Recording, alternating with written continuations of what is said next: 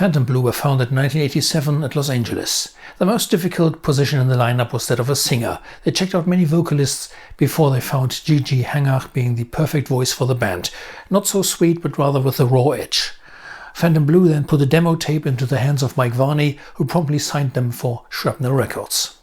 In 1989 they recorded their self-titled debut album with their lineup consisting of the aforementioned Gigi on vocals, Linda McDonald on drums, Kim Nielsen on bass, Michelle Meldrum and Nicole Couch on guitars. Released by Roadrunner in Europe, the LP was well distributed, the press was friendly, and it became a success. Steve Fontano, producer of Vicious Rumours, Soldiers of the Night for example, took care of the recordings, and Marty Friedman is credited as co-producer. He helped especially with the guitar solo parts. Nicole remembered in an interview for Metal Hammer magazine that the solos actually recorded at the studio were very different from the previously written. On one hand, the band got precious advice from the pros here. On the other hand, some reviewers complained that the album got the typical Shrapnel sound like Racer X and Chastain. In those days, a video for MTV was essential to make, and the girls had a memorable shooting for their first single, Why Call It Love. They went to the maximum security prison in Carson City, Nevada, which was built in the old days of the Wild West. The girls were let in after having been thoroughly searched for hidden weapons. I suppose this guy had many bad days during his job, but this wasn't one of them. Anyhow, this video was shot in 3 days, featuring several prisoners, some of them murderers and rapists. Not a pleasant task, but the location doesn't fail to impress.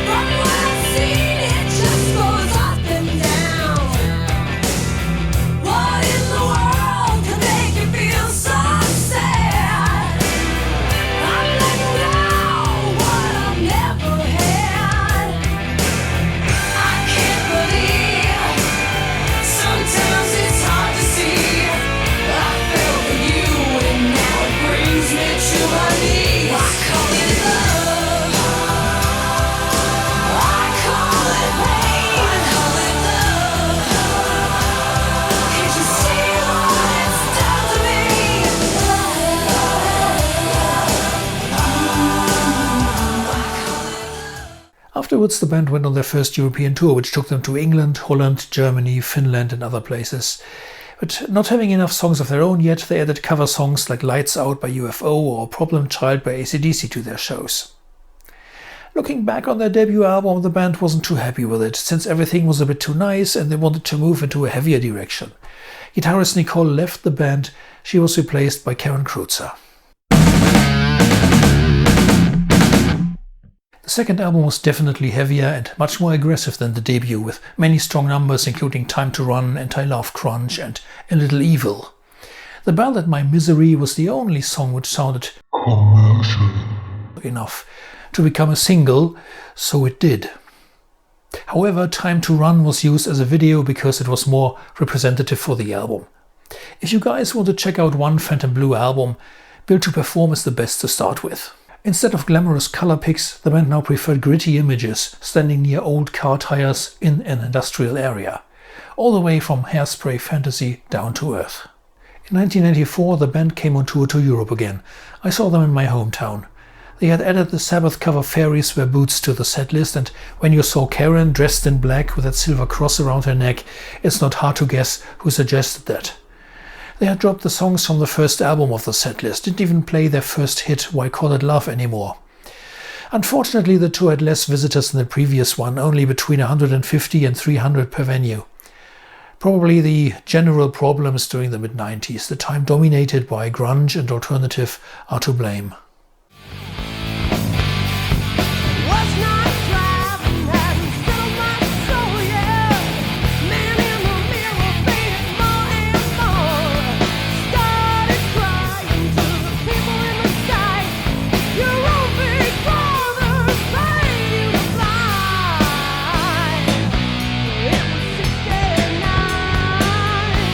Wow, that strange blue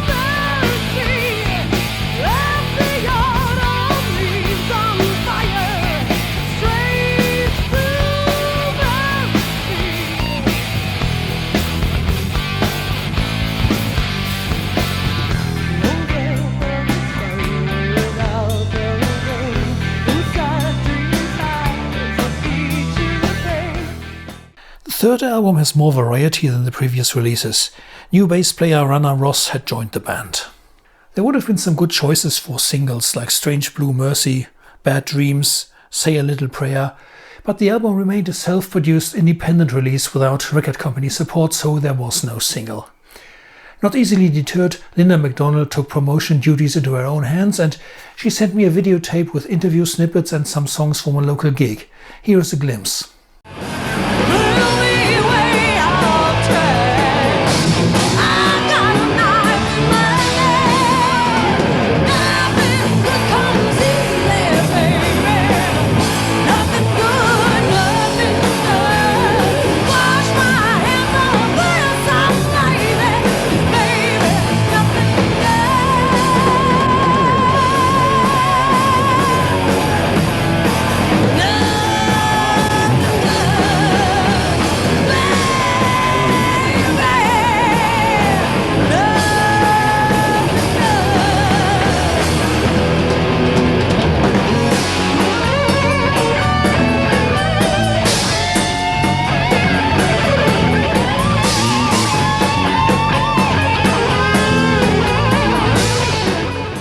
In 1997, the fourth album called Life followed. By this time only drummer Linda and singer Gigi were left from the original lineup.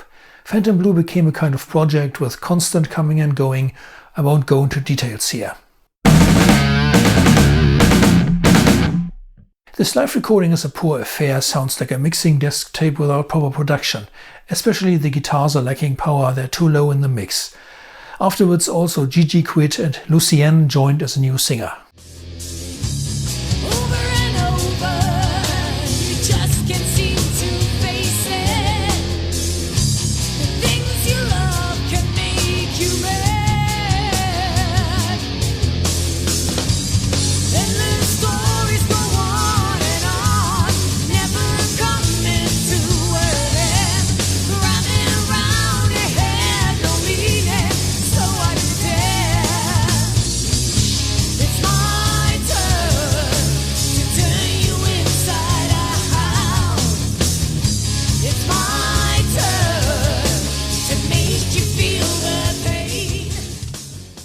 In 1998, Phantom Blue released a 5-song demo CD called Full Blown, which was to be their final release.